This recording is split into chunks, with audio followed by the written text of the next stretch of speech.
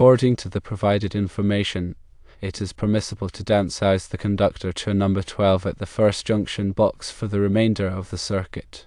The overcurrent protective device, or OPT, is rated at 20 amps.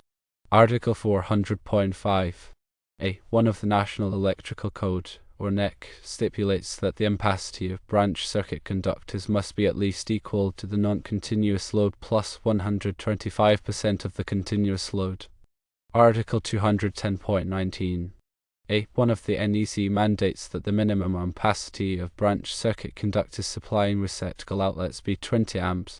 Article 400.5(c) of the NEC states that when branch circuit conductors enter a junction box, they must be connected to their terminals or spliced within the box in a way that allows for the entire continuous length of the conductors to be replaced. Finally, Article 314.16(b) of the NEC requires that conductors entering boxes or fittings be protected from abrasion and secured to prevent physical damage to the conductors or their insulation. Considering these code requirements, here's a more detailed explanation of how to apply them in this scenario. Firstly, let's define the terms used in the NEC. Ampacity is the current in amps that a conductor can carry continuously under specific conditions of use without exceeding its temperature rating. A branch circuit is the circuit conductors between the final overcurrent device protecting the circuit and the outlet or outlets. A receptacle outlet is an outlet where one or more receptacles are installed. A continuous load is a load where the maximum current is expected to continue for 3 hours or more. A non-continuous load is any load that is not a continuous load. The OPT, or overcurrent protective device, is typically a circuit breaker or fuse that protects the circuit from overloads and short circuits. Now let's address the question of downsizing the conductor. The initial run of number 10 THHN wire is used to address voltage drop, which is the reduction in voltage along the length of a conductor. Voltage drop is influenced by the conductor's resistance, length, and the current flowing through it. Using a larger conductor like number 10 reduces resistance and thus minimizes voltage drop. However, the NEC doesn't explicitly require maintaining the same conductor size throughout the entire branch circuit if voltage drop is the primary concern for the initial larger size. Secondly, the NEC does require that a conductor ampacity be sufficient for the load it serves. A number 12 THHN conductor typically has an ampacity of 20 amps, which is suitable for a 20 amp circuit with receptacles, provided that the load calculations and other requirements are met. The 20 amp up protects the number 12 conductors from overcurrent. Since the overcurrent protection device is rated for 20 amps, any number 12 conductor used in the circuit must have an ampacity of at least 20 amps. Here is a breakdown of the relevant NEC articles. Article 400.5(a)(1) focuses on ensuring that conductors are adequately sized for both continuous and non-continuous loads. For a 20 amp circuit with receptacle outlets, the conductors must have an ampacity of at least 20 amps, as specified in Article 210.19(a)(1). This ensures that the circuit can handle the anticipated load without overheating. Article 400.5(c) addresses the practicality of conductor replacement. By requiring that conductors be connected or spliced in a manner that allows for continuous replacement, the NEC ensures that maintenance and repairs can be performed without having to replace the entire circuit. This is particularly important in concealed wiring systems. Article 314.16(b) is a general safety requirement that aims to prevent damage to conductors. By protecting conductors from abrasion and securing them to prevent physical damage, the NEC minimizes the risk of electrical faults and ensures the long-term reliability of the wiring system. To apply these rules to the scenario, consider the following steps.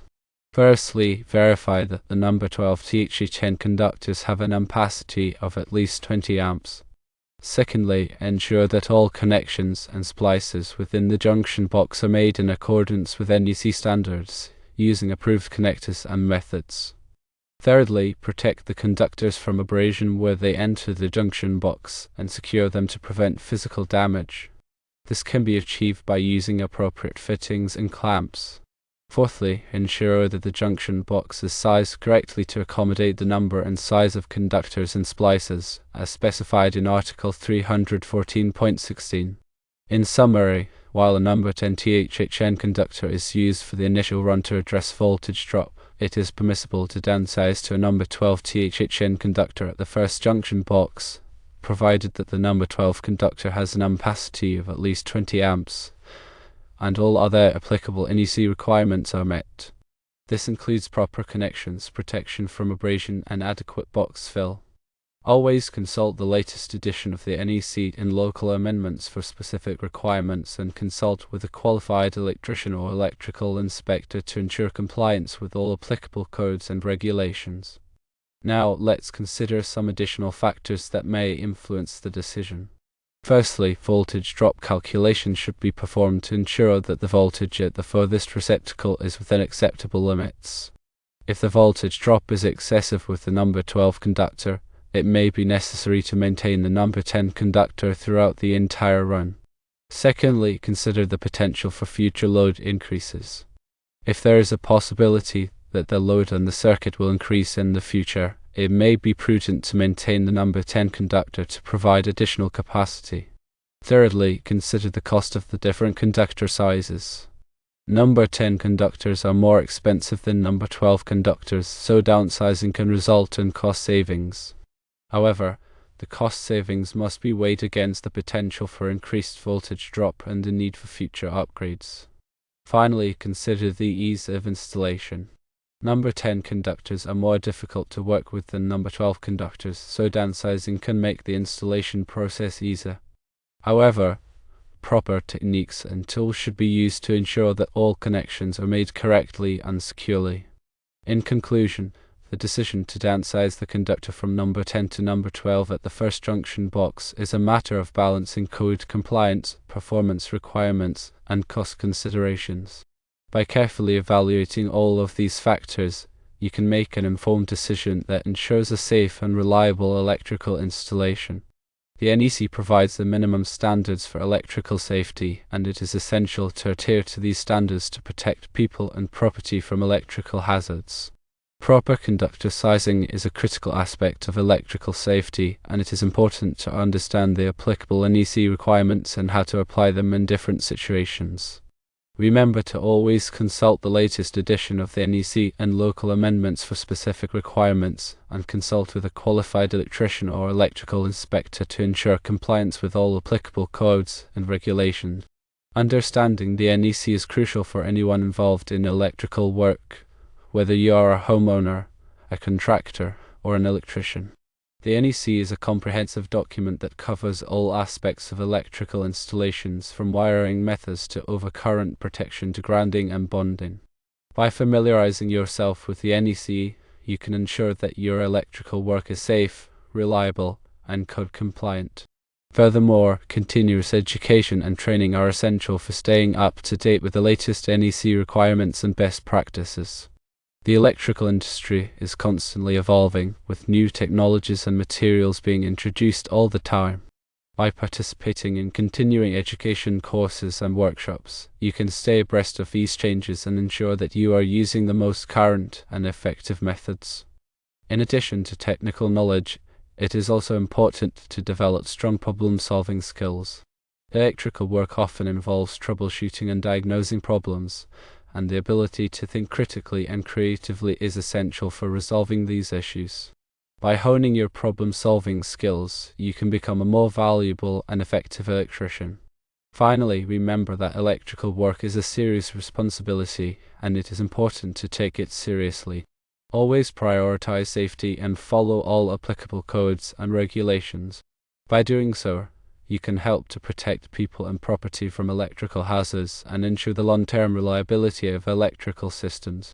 To reiterate some key points, firstly, confirm that the number 12 THHN wire meets the ampacity requirements for the specific application, ensuring it is rated for at least 20 amps to align with the 20 amp overcurrent protection device.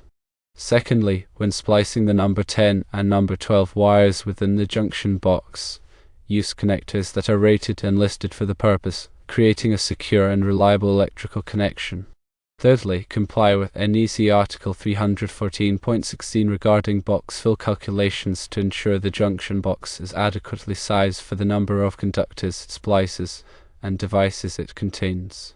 Fourthly, consider voltage drop calculations to verify that the downsizing from number 10 to number 12 wire does not result in excessive voltage drop, which can negatively affect the performance of the connected devices.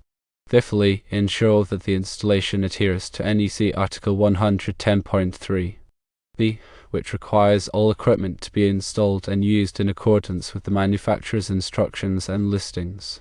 Sixthly, use appropriate strain relief methods where the conductors enter the junction box to protect the wires and connections from physical stress and damage. Seventhly, label the circuit clearly at the electrical panel to indicate the presence of the downsized conductor and any specific considerations for that circuit. Eighthly, document the conductor downsizing decision, including the calculations and rationale for future reference and to aid in any subsequent inspections or maintenance. Ninthly, consider any local amendments or requirements that may modify or supplement the NEC provisions, ensuring full compliance with all applicable regulations.